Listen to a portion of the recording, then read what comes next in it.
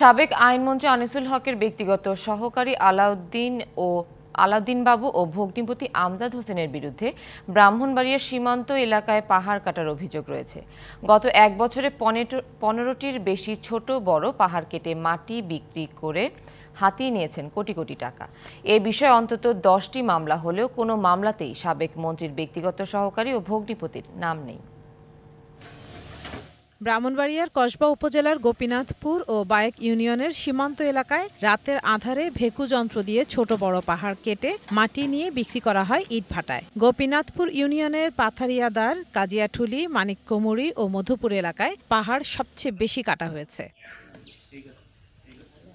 অবৈধভাবে পাহাড়ের মাটি কেটে শত শত কোটি টাকা হাতিয়ে নেওয়ার অভিযোগ উঠেছে সাবেক আইনমন্ত্রীর ব্যক্তিগত সহকারী আলাউদ্দিন বাবু ও ভগ্নিপতি আমজাদ হোসেনের বিরুদ্ধে। ভয়ে এসব প্রভাবশালীদের বিরুদ্ধে এতদিন কথা বলেননি স্থানীয়রা। ঢালাইয়ে দৃঢ়তা, নির্মাণে নিশ্চয়তা, প্রিমিয়ার সিমেন্ট, ঢালাইয়ের রাজা। বড় বড় পাহাড় কেটে লেবেল করে ফেলছে এরা। অভিযোগ হইলেও কোনো ব্যবস্থা নেওয়া হয় নাই। মন্ত্রীর দ্বারা আর কেউ কিছু বলে না। আমজাদ মাস্টার এখানে শক্তিটা পাইছে বাবুর মাধ্যমে, আর বাবুর শক্তিটা হইল কি আইনমন্ত্রী সাহেব। এদিকের যত পাহাড় আছে পূর্ব অঞ্চলের সবগুলা পাহাড় এই আমজাদ মাস্টারের নেতৃত্বে সবগুলা তাইনে কাটাইছে।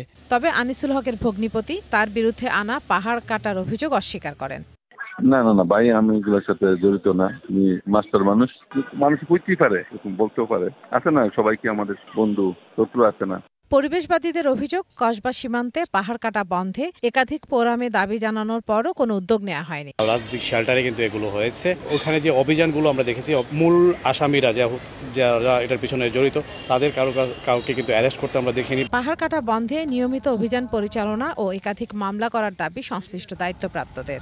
আমরা প্রতিনিয়ত মনিটরিং করতেছি এবং মাঝে মধ্যে রাত্রেও আমরা বিভিন্ন সোর্সের মাধ্যমে খবর পেয়ে রাতেও স্পটে যাই। তো রাতের অন্ধকারে এমনি জায়গাটি দুর্গম এবং সেখানে যে গাড়ি নিয়ে অভিযান করতে গেলে তারা আগে থেকে খবর পেয়ে যায় এবং সেখান থেকে পালিয়ে যায়। বিধায় আমরা কিন্তু অভিযানে সফলও হতে পারি না।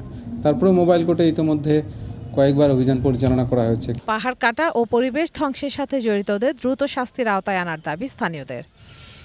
DBC news desk.